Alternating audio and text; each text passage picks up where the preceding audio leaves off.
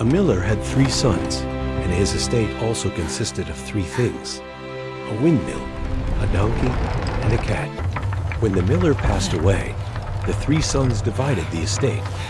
The eldest brother took the windmill, the second brother took the donkey, and the youngest brother had to take the cat, as that was all that remained of the inheritance. The youngest brother was sorrowful, muttering to himself, I received the worst share.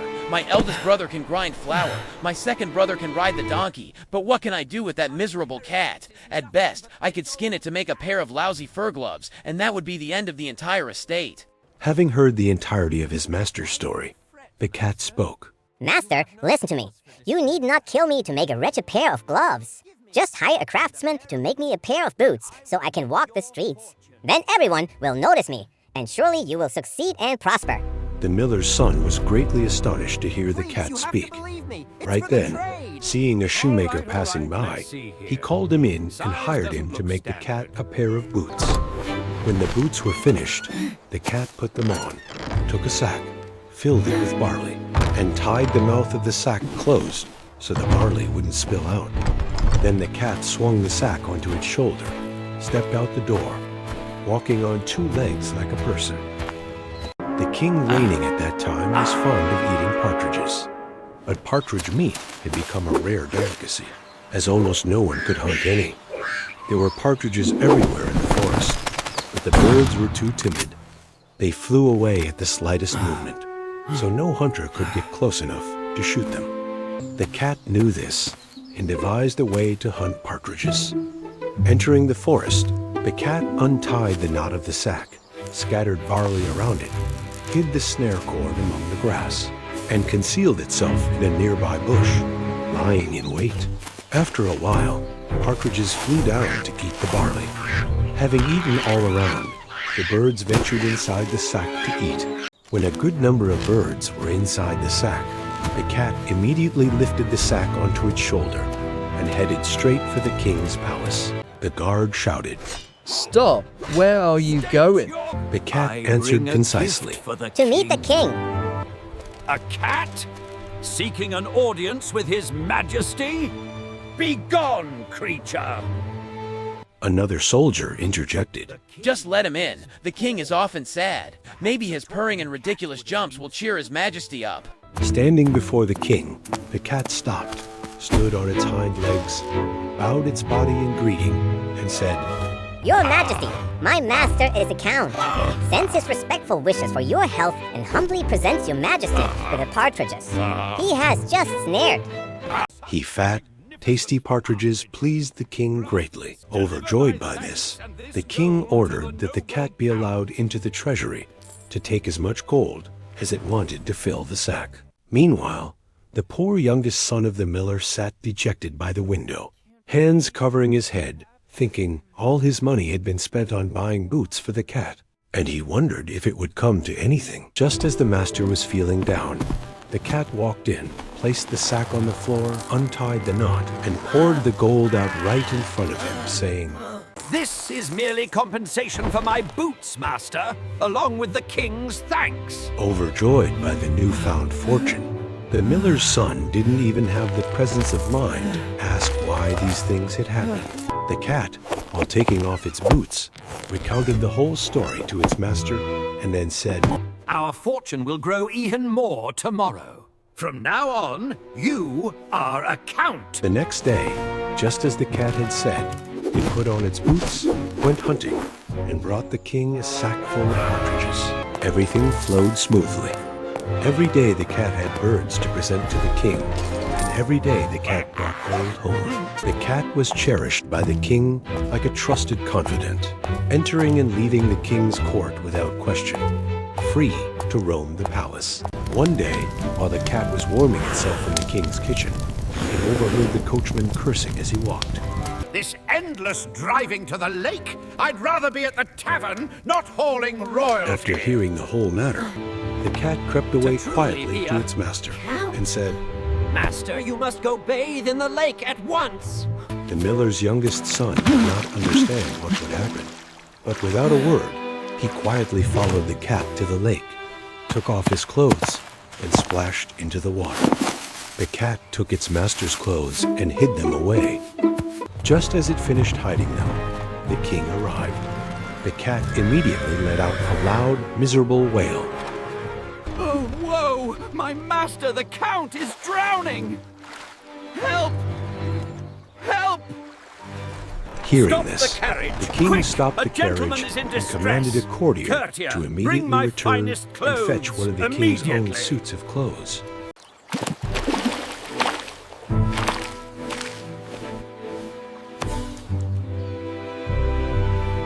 My dear Count, allow me the pleasure of your company in my carriage. The princess, too, had no reason to be displeased, for the count was both young and handsome.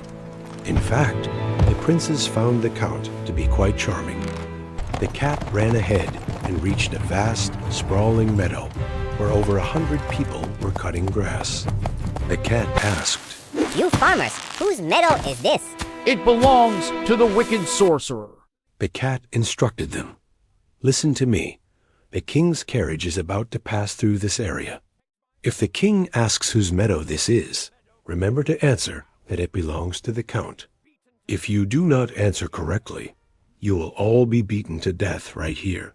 The cat continued on until it reached a boundless barley field stretching to the horizon. There were over 200 reapers there. The cat asked, Tell me, whose field is this? Speak the truth! This field belongs to the wizard. Say this land belongs to the Count, or you will be beaten to death.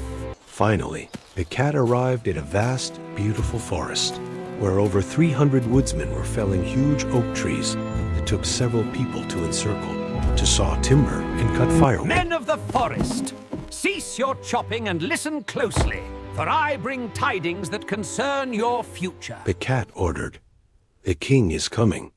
If he asks whose forest this is, say it belongs to the count, or you'll be killed. The cat continued on.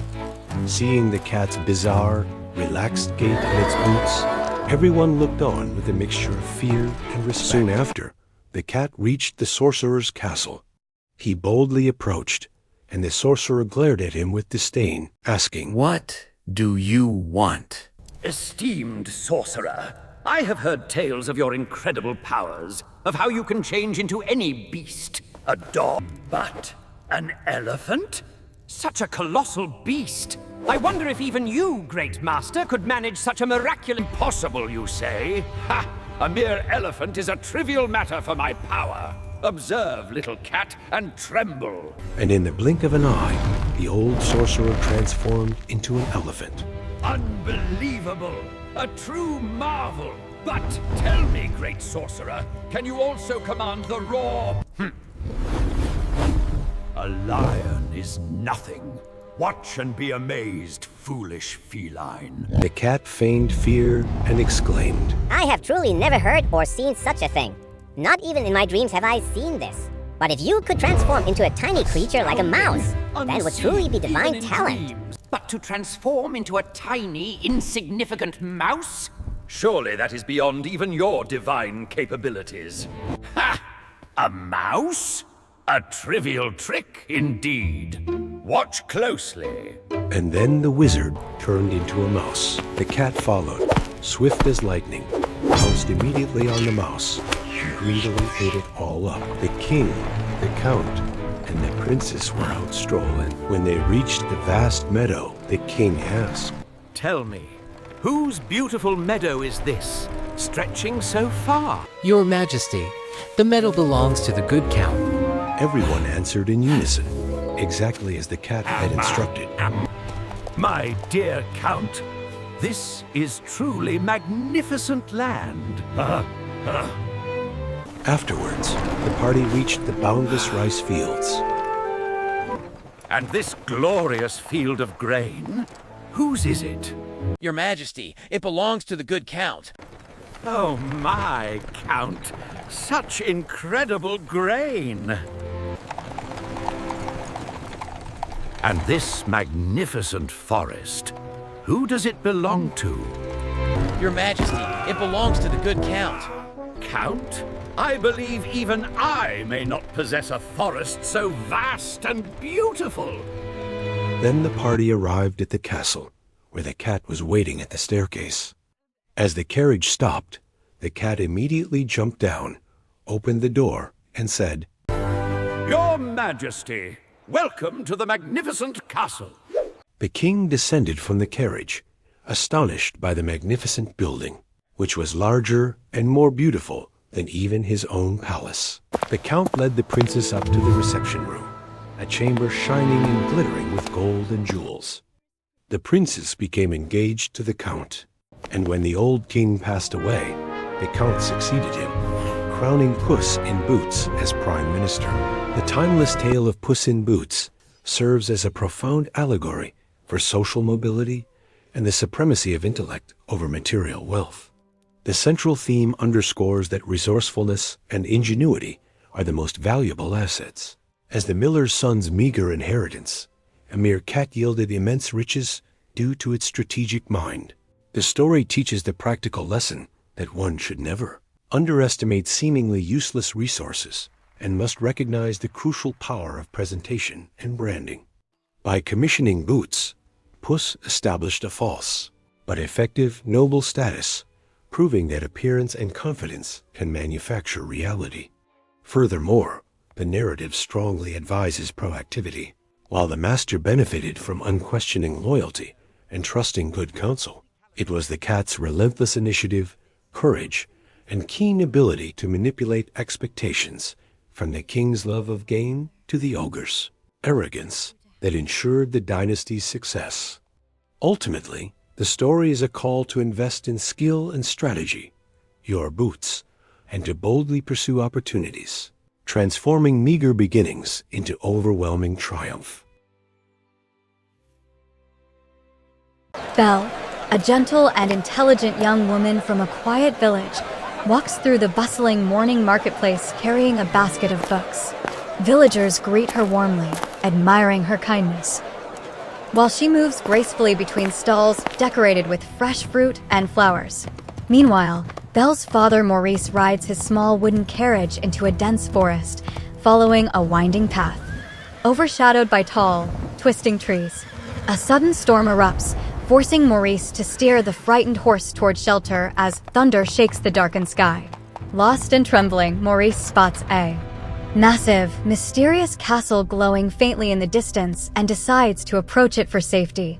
Maurice enters the castle's enormous hall, amazed by shimmering chandeliers and golden architecture, covered in dust and magic. Enchanted objects, Lumiere the candlestick and Cogsworth the clock, watch him curiously while whispering to each other. Suddenly, the beast storms into the room, towering with muscular form, sharp claws, and thunderous voice demanding to know why Maurice trespassed. Maurice pleads for mercy, explaining he only wanted shelter from the storm. But the beast locks him in a prison tower. Back in the village, Belle becomes worried when her father doesn't return and bravely heads into the forest to search for him. After hours of walking through fog and cold wind, Belle reaches the eerie castle gates and pushes them open with determination. Belle rushes inside and finds her father shivering in the tower cell, hugging her tightly through the iron bars. The beast appears behind her, growling in anger, causing Belle to stand protectively in front of Maurice despite her fear. Belle offers to take her father's place as prisoner, sacrificing her freedom to save him. The beast agrees and releases Maurice, who cries helplessly as he's forced to leave without his daughter. Belle is led to her new room by Lumiere and Mrs. Potts, who try to comfort her with warmth and kindness. At dinner time, the beast invites Belle to join him, but she refuses, still overwhelmed by fear and sadness.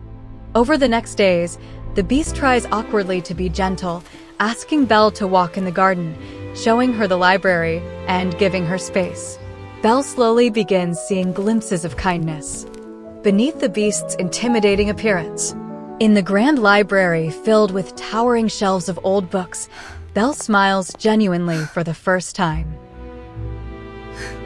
The beast feels hopeful, watching her happiness as she reads stories aloud under soft candlelight. One morning, Belle finds an enchanted rose protected inside a glass dome, its petals slowly falling. One by one, The beast sadly explains that he is under a powerful curse and will remain a beast forever if he cannot earn true love. Belle begins understanding the pain and loneliness he has carried. For years, her heart softening toward him. As winter arrives, Belle and the beast enjoy gentle moments, feeding birds, walking in the snowy courtyard, and sharing warm meals. One night, they dance in the golden ballroom, Belle glowing in a beautiful yellow gown, the beast moving nervously yet tenderly. Belle grows deeply concerned for her father and asks to see him, her eyes filled with longing. The beast, though heartbroken, gives her a magic mirror that shows Maurice collapsed and sick in the woods. The beast lets Belle return home, choosing her happiness over his own desire to break the curse. Belle rushes Maurice back to safety, caring for him in their small cottage surrounded by villagers. Gaston, the arrogant huntsman jealous of Belle's affection toward the mysterious beast, gathers villagers by spreading lies about a monster. Belle tries to defend the beast, begging the villagers to understand his true gentle nature. Gaston leads the angry crowd to storm the castle with torches and weapons, determined to kill the beast. Meanwhile, the beast feels hopeless in his tower balcony, believing Belle has left him forever. The villagers break into the castle, but are hilariously fought off by enchanted objects defending their home. On the rooftop, Gaston attacks the beast, relentlessly, fueled by rage and jealousy. The beast refuses to fight until he sees Belle returning, calling out his name with tears in her eyes. Regaining strength, the beast blocks Gaston's strikes and asks him to leave peacefully. Gaston betrays him and attacks again, but slips from the edge, falling to his doom. The beast collapses from his wounds, Belle cradling him in her arms. Under the falling rain, Belle confesses her love with trembling voice, begging him not to leave her. A burst of golden magic swirls around the beast, lifting him gently into the air. The curse breaks, transforming him into a handsome prince with warm eyes and a familiar, gentle smile. Belle gasps with joy, recognizing the kindness she always saw in him, regardless of his form. The castle glows with restored beauty as the enchanted objects return to their human forms, celebrating with laughter. Belle and the prince walk into the grand courtyard hand in hand, surrounded by blooming roses and shining sunlight. The villagers cheer peacefully, realizing that love and understanding can change even the darkest hearts. Belle and the prince share a gentle embrace, their story becoming a timeless legend of compassion and acceptance. After the story, what remains in us is the lesson that true beauty comes from the heart, not the outside appearance. We are reminded to look beyond fear and first impressions and to see the kindness and goodness inside every person. Belle teaches us that courage, empathy, and understanding can transform not only others, but also ourselves. The Beast's journey shows that anyone can change and grow if given patience, love, and trust. In real life, we often judge others too quickly by their looks, status, or behavior, but this story encourages us to pause, reflect, and recognize their true value. Acts of kindness, even small ones, can heal wounds, build connections, and create positive change around us. Ultimately, the story leaves us with the belief that love, compassion, and inner goodness are the real magic in life. Indeed, Lumiere. All's well that ends well, I dare say. Have you ever heard a story about desire, so deep and powerful that it pushes someone to cross the boundaries of their own world? The Little Mermaid is more than a tale of magic. It's a story about longing, sacrifice, and the painful price of chasing a dream. So today, let me tell you this familiar story again, but from a perspective that reminds us how far we're willing to go for the life we truly want. A young mermaid named Ariel lived deep beneath the ocean with her long flowing red hair, fair glowing skin, and bright curious blue eyes. One evening she swam up to the surface and saw a grand ship glowing with lanterns dancing across the waves. Suddenly a violent storm struck, lightning tearing across the sky and waves crashing against the ship. The ship split apart, and Prince Eric was thrown into the raging sea.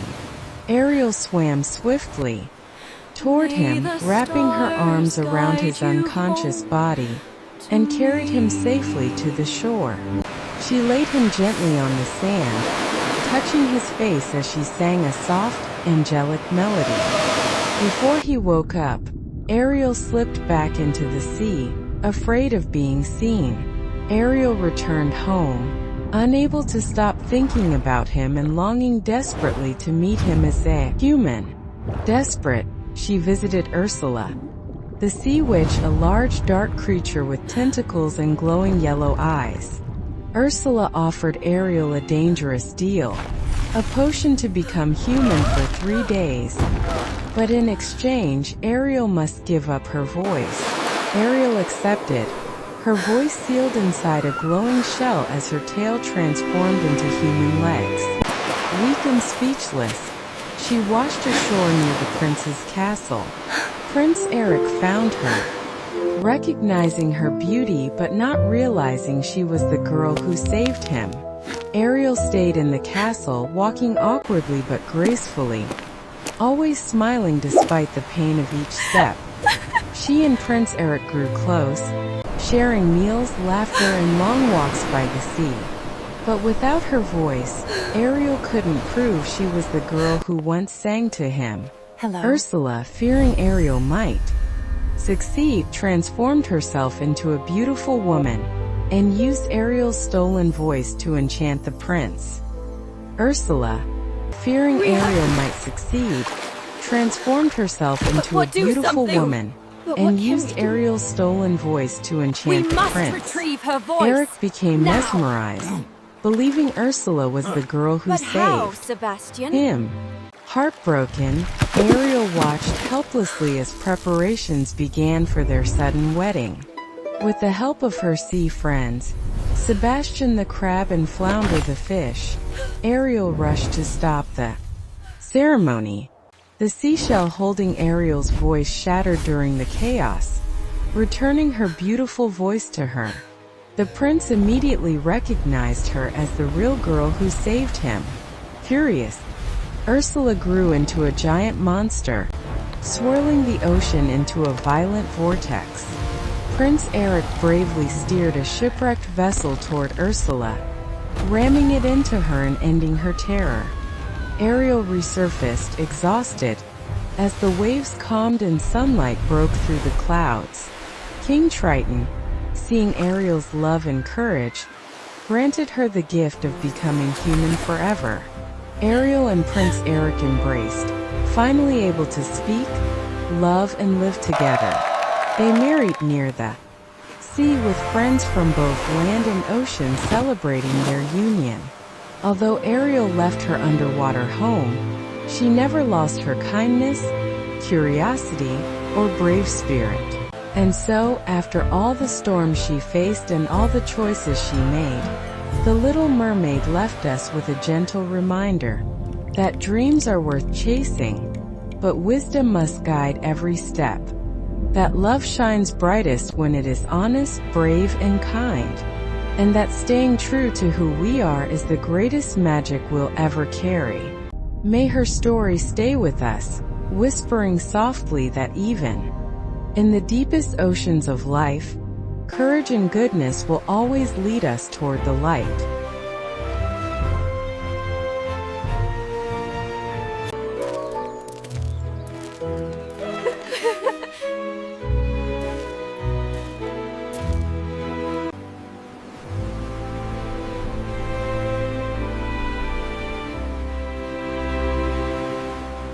Once upon a time, in a certain village, there were two half-sisters, Teen Tiem and Cam. Teen's mother died early, and then her father remarried and had Cam. Not long after, Teen's father also passed away, leaving Teen Tiem to live with her cruel stepmother and her half-sister Cam. The stepmother was inherently vicious. As much as she loved Cam, she resented and abused Teen Tiem. Teen Tiem had to labor strenuously from dawn till dusk, while Cam merely indulged in leisure and pleasure. One day, the stepmother told the two girls to go fishing, promising a reward of the finest red bodice, Ingi, to whoever caught the most. Being diligent, Teen Tiem filled her entire basket, while Cam, being lazy, caught nothing. Seeing this, Cam devised a trick, persuading Teen Tiem to come ashore to wash the mud from her hair.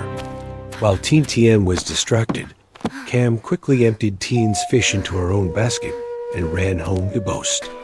Realizing she had been deceived, Teen Tiem burst into uncontrollable tears, believing she would not get the red bodice. The Buddha appeared, inquired about the situation, and told Teen Tiem not to cry, but to keep the beautiful little gudgeon, Kai Bang, that was the only one left in her basket. The Buddha instructed Teen Tiem to take the gudgeon home, keep it in the well, and share her meal with it daily, calling its name. The gudgeon grew quickly and became Teen's only true companion and solace.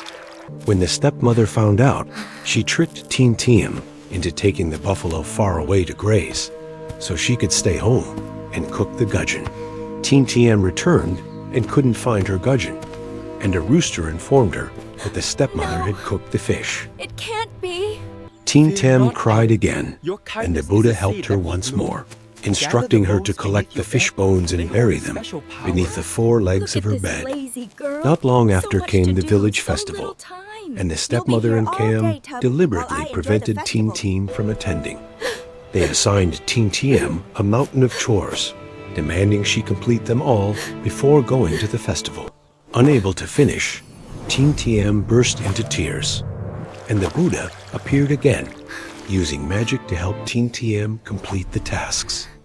The Buddha then bestowed upon Teen Tiem beautiful silk clothes and a pair of exquisite embroidered slippers for the festival. On her way to the festival, Teen Tiem accidentally dropped one embroidered slipper into the stream. The slipper floated to where the king was hunting. Seeing the beautiful slipper, the king ordered his servants to find its owner. During the slipper-fitting ceremony, the slipper fit no one but Teen Tiem, and the king immediately recognized Teen Tiem as his destined partner. The king married Teen Tiem, and Teen Tiem became the queen, living in happiness, while the stepmother and Cam were consumed by jealousy. On one occasion, when Teen Tiem visited home, the stepmother tricked Teen into climbing a beetle nut tree to pick nuts. The stepmother ordered someone to chop down the tree base. Teen Tiem fell into the pond and perished. Cam was brought by the stepmother to the palace to replace Teen Tiem as queen, usurping her sister's position. Teen's soul transformed into a golden oriole, flying to the palace to keep the king company, whispering to him. Cam, consumed by jealousy, ordered the golden oriole to be captured, killed, and its feathers scattered in the garden. The feathers transformed into a sandalwood tree, casting cool shade over the king's bed. Cam ordered the sandalwood tree to be cut down and made into a loom. When Cam sat at the loom to weave, it spoke with a mocking voice about her deception. Clickety-clack! Clickety-clack! The sister is queen, and the fraud sits weaving. You wash his gown, but you should not be believing, for he is my love, and not yours to be keeping. Cam furiously burned the loom, and had the ashes dumped far away in an empty lot. The ashes grew into a persimmon tree, bearing a single fragrant fruit. An old vendor woman passed by, asked for the persimmon fruit, and took it home to place on her bed. Teen Tiem stepped out of the persimmon fruit, returned to human form, and lived with the kind old woman. The king passed the old woman's stall and, seeing Beetlequid prepared exactly as Teen used to, grew suspicious and inquired. The king reunited with Teen, was overjoyed, and brought Teen back to the palace as his queen. The stepmother and Cam were utterly terrified and horrified to see Teen return. Cam became obsessed with jealousy, attempting every means to achieve Teen's eternal beauty. But that very envy led to a mental breakdown. Cam was consumed by her own spite and jealousy, paying the price with a mental collapse and tragic death caused by her own malicious nature. Finally, Teen and the king focused on rebuilding the kingdom with benevolence and justice, and Teen found true, lasting peace. When viewed through the contemplative lens of an adult, the story of Teen Cam is not just a simple fairy tale, but an affirmation of the enduring power of virtue and morality. Despite being destroyed and forced to undergo multiple transformations into a bird, a tree, a fruit, Teen always finds a way back, proving that beauty and innate goodness are eternal and immutable, incapable of being completely eradicated by physical violence. We agree to the terms core of lesson treaty, derived is the effective law of immediately. self-operating We offer karma. this gesture The as a cruelest sign of punishment for lasting Cam friendship. did not come from Teen but stemmed directly from the malice and jealousy that consumed her soul and caused her mental breakdown. For this reason, the story serves as stern advice for everyone.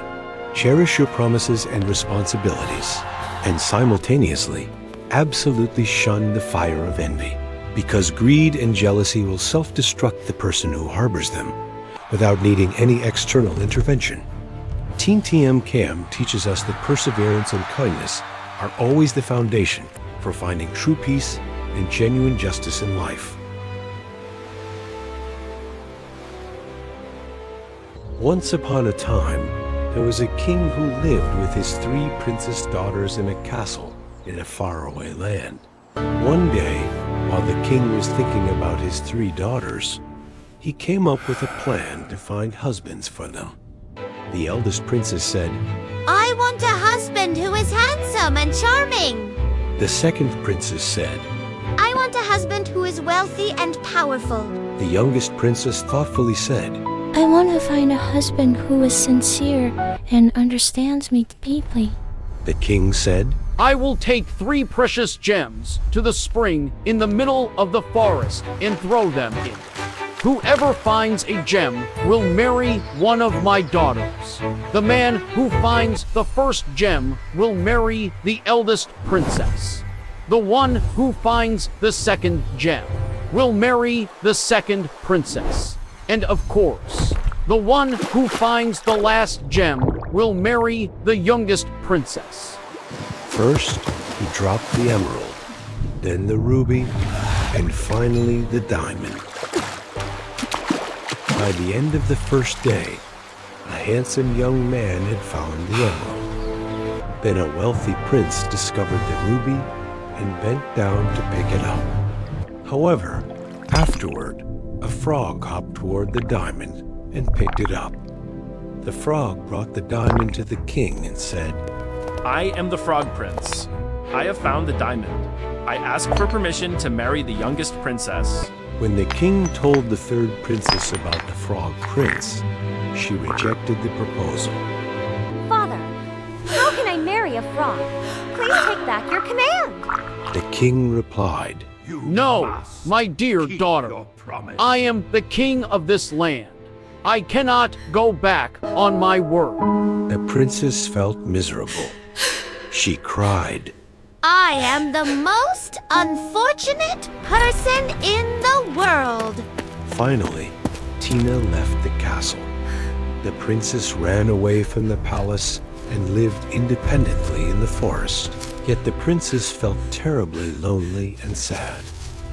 One day, the youngest princess went for a swim. The lake water was deep and cold. She swam for a long time and began to grow tired.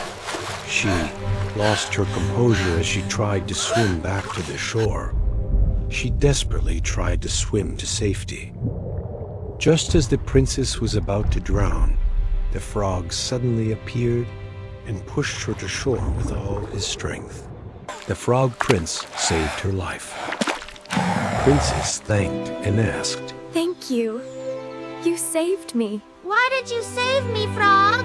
Because you are still so young, and you must live, he replied. They began talking. Tina and the Frog Prince sat together for hours. The Frog Prince listened and understood. He told the princess about his own unhappiness and loneliness. They shared their thoughts and feelings with each other. Day by day, they grew closer. They talked, laughed, played, and worked together. One day, while they were sitting by the lake, Tina bent down and with great emotion kissed the Frog Prince on the forehead. Pop! Suddenly, the frog transformed into a young man. The prince lifted Tina in his arms and said, Your kiss has turned me back into a human. Princess, on the outside, I looked like a frog, but you were able to see my true heart. Now I am free. A witch turned me into a frog until I could find love with a girl who loved me with her true heart. When Tina looked beyond appearances, the princess discovered true love. DGIK Law, the Dutch Ting and Cho Hohen Ben E. Asterisk. The youngest princess and the Frog Prince returned to the castle and got married. The two older princesses showed their displeasure. The handsome husband ignored his wife and never spoke to her. The wealthy husband mocked his wife and ordered her around for the rest of her life. But the youngest princess and her Frog Prince lived happily ever after. Asterisk. Through this story, we learn that true happiness does not lie in outward appearances, wealth, or power, but comes from understanding, sincerity, and sharing. Seeing into the heart of others and daring to open our own hearts helps us find true love and joy in life. May we all soon find someone who brings us real happiness and always know how to cherish the values of the heart. Have you ever heard a magical story about destiny, courage, and a single wish that can change an entire life? Today, I will tell you the legendary tale of Aladdin, a poor but daring boy whose fate is forever transformed by a mysterious lamp. This story begins in a sun-drenched desert kingdom, where hidden treasures, ancient sorcery, and life-changing choices await those brave enough to seek them.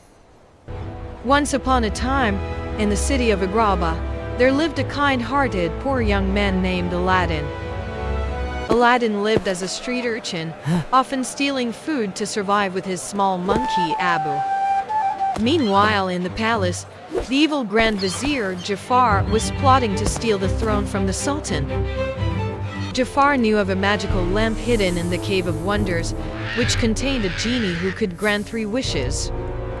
This cave would only open for one person, the one known as the Diamond in the Rough.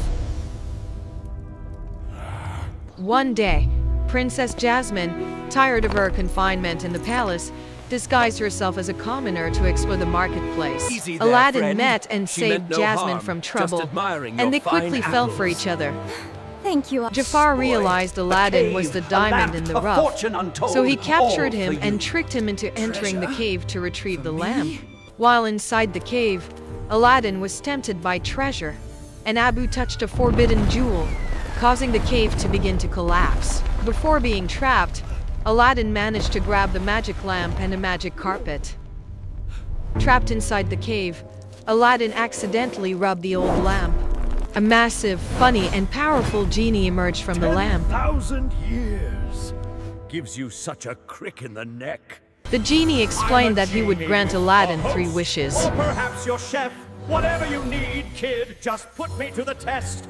Aladdin used his first wish to escape the cave. Next, Aladdin wished to become Prince Ali so he could be worthy of marrying Princess Jasmine. For you to make me a prince. The genie created a grand parade, introducing Prince Ali to the palace. Jafar was suspicious and eventually tricked Aladdin to steal the magic lamp. With the genie in his control, Jafar wished to become sultan and then the most powerful sorcerer in the world. Jafar exposed Aladdin as a mere street rat and banished him to a faraway land. With the help of the magic carpet, Aladdin returned and battled Jafar. Aladdin cleverly tricked Jafar, telling him that Jafar was still less powerful than the genie. Jafar immediately used his final wish to become an all-powerful genie. Instantly, Jafar was transformed into a genie and was sucked into a black lamp, imprisoned by his own power. Everything returned to normal, and Aladdin used his final wish. Instead of wishing to be a prince, Aladdin wished for the genie to be free. Genie, my final wish. I wish for your freedom. You really mean it. Moved by Aladdin's kindness, the Sultan changed the law, allowing the princess to marry whomever she loved. Aladdin and Jasmine got married and lived happily ever after. Here is the translation. The story of Aladdin and the magic lamp sends a core message. A person's true worth lies in their inner character, like a diamond in the rough, not in their outward appearance. It teaches us that true happiness comes from honesty, daring to be yourself instead of a fake Prince Ali, and compassion. While greed and the pursuit of power like Jafar are a trap that leads to self-destruction, the practical advice is to use your own magic, kindness, and decency to help others, as that is the only way to create a true happy ending.